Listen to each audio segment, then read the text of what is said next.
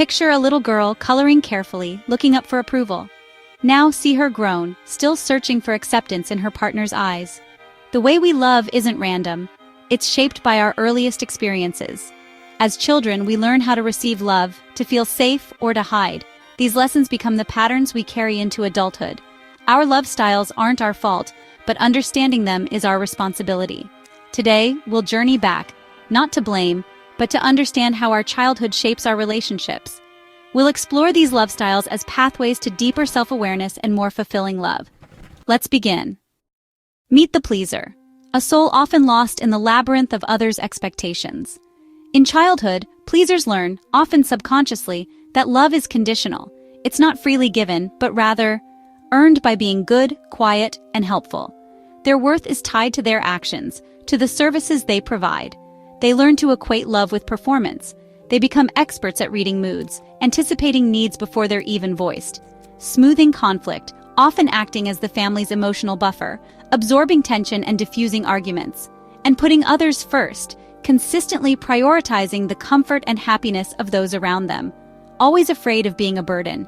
Asking for help feels like a transgression, a violation of their carefully constructed role. As adults, they say it's fine when it's not, burying their true feelings to maintain harmony. Cancel their plans for others, sacrificing their own desires and commitments without a second thought. And forget their own needs. They push themselves to the brink, neglecting their physical and emotional well-being. Their greatest fear? Rejection for being themselves. The idea of being unloved, unwanted, simply for existing as they are, is terrifying.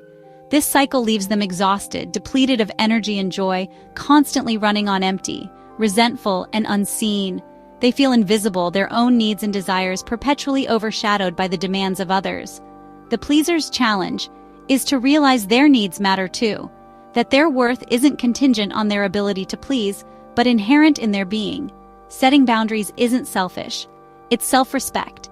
It's an affirmation of their own value, a declaration that their needs are worthy of consideration. Healing begins with small acts. Saying no, expressing a feeling, even if it's uncomfortable, choosing for themselves, prioritizing their own desires, even in small ways. Each step is a rebellion against old programming, a conscious effort to rewrite the narrative of their lives. The journey is about giving themselves the approval they always sought, understanding that their worth is intrinsic, not earned. True connection comes from showing up as their whole imperfect self, flaws and all, and being accepted for who they truly are. They were always good enough. They are enough just as they are. Now the victim. This child grows up in chaos. Love and safety are scarce. They learn to be invisible, believing that being small keeps them safe. Powerlessness and shame take root. Self-esteem is foreign. As adults, they're drawn to controlling or critical partners, replaying old helplessness. Anxiety is constant. Happiness feels temporary. They rarely ask for what they need, fearing anger or abandonment. The result: silent suffering and feeling trapped. Healing starts with self-compassion, realizing it wasn't their fault. They begin to reclaim power by making small choices and validating their feelings. Finding their voice, even shakily, is key. They are no longer helpless children. They have choices and worth. The journey is about discovering strength and agency. They can write a new story. Enter the controller, a personality forged in the fires of necessity. In a home lacking protection, where vulnerability is exploited rather than nurtured, this child learns a fundamental, albeit skewed, lesson. If you want safety, if you want anything done right, you have to do it yourself. Hyper-independence becomes their armor, a shield against a world perceived as inherently unsafe. Vulnerability is not just a weakness, but a threat to their very survival. As adults, they excel outwardly, achieving milestones and garnering praise. But beneath the surface, they are anxious inside, constantly battling the fear of losing control. Always fearing chaos, the unraveling of everything if they dare to let go, even for a moment. In relationships, they struggle to trust their partners, often resorting to micromanaging every detail and keeping a safe emotional distance. Their deep-seated need for control, ironically, pushes intimacy away, creating a self-fulfilling prophecy of isolation. Even as they desperately crave connection, a longing that remains just out of reach. The paradox: their very methods for ensuring safety and security ultimately create profound loneliness. Healing means surrender, dismantling the fortress of control, brick by painstaking brick. It starts with consciously trusting others in small, manageable ways and learning to tolerate the inevitable discomfort that arises. Learning to simply sit with difficult emotions, acknowledging their presence, not just immediately trying to fix them or push them away, is absolutely vital for growth. True strength isn't in never needing anyone, but in needing and consciously choosing trustworthy people to lean on. The safest place isn't a solitary fortress, built to withstand any attack, but in the warmth and resilience of mutual reliance and support. Connection requires courage, a willingness to let others in, to truly be seen, and to trust that you will be safe, even in your vulnerability. Meet the vacillator. Raised with unpredictable affection, they crave connection but fear abandonment. They idealize love, seeking perfect, healing relationships. When reality disappoints, they swing from adoration to disapproval, creating emotional roller coasters. Their greatest fear, abandonment, drives them to test partners, pushing them away even as they long for closeness. Partners feel confused and exhausted. The vacillator feels perpetually let down. Healing means grieving childhood inconsistency and letting go of fantasies. They must learn to provide themselves the care they missed. Real love isn't perfect. It's good enough. Communicating needs calmly and riding emotional waves without capsizing the relationship is key. The journey is about finding stability within, not in another. Only then can they build lasting connection. Now, let's turn our attention to the avoider. This attachment style is often misunderstood, but it's crucial to understand its roots and how it manifests in relationships.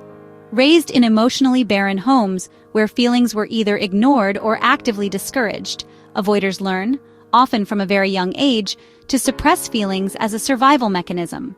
They internalize the message that emotions are a burden, something to be minimized or avoided altogether. Consequently, they value independence above all else. Self-reliance becomes their shield, a way to protect themselves from the perceived dangers of emotional connection. They show love through actions, through practical help and acts of service, not words, finding it incredibly difficult to articulate their emotions verbally. This difficulty extends to all forms of emotional intimacy. Sharing vulnerabilities, expressing needs, or even receiving affection can feel deeply uncomfortable. In relationships, they often seem distant, creating a sense of emotional space between themselves and their partners. They can feel overwhelmed by the emotional needs of others, perceiving them as demands they are ill-equipped to meet. As a result, they may retreat when closeness grows, creating distance as a way to regain control and feel safe. Their greatest fear, the core of their avoidance, is being engulfed, consumed, or controlled by another's emotions. They fear losing their sense of self in the intensity of connection.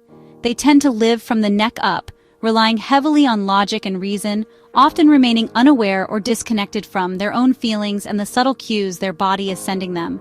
Healing for the avoider is a journey back into their heart, a process of reintegrating the emotional self. This involves learning the language of emotion, developing the vocabulary to identify and express what they are feeling. It starts with noticing physical sensations, paying attention to the body's signals as a gateway to understanding emotions, taking small risks in vulnerability, sharing a feeling, even a small one, asking for support when needed. These small steps help them connect with others and with themselves.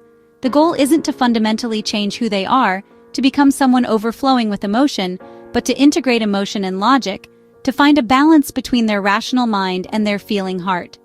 With practice and self-compassion, emotional connection becomes more natural, less threatening, and even enjoyable. True intimacy is possible when they allow themselves to feel, to be vulnerable, and to be seen for who they truly are. Ultimately, wholeness comes from embracing both strength and vulnerability, recognizing that both are essential parts of a complete and fulfilling life. Seeing yourself in these stories isn't about labels. It's about unlocking the patterns that shape your love. Understanding your love style is the first step to healthier relationships. The past wrote your first draft, but you hold the pen now. You can revise, set boundaries, and honor your needs. Change is possible. Your story is just beginning. If you need support, reach out to a professional. You are worthy of love that nurtures. Thank you for watching.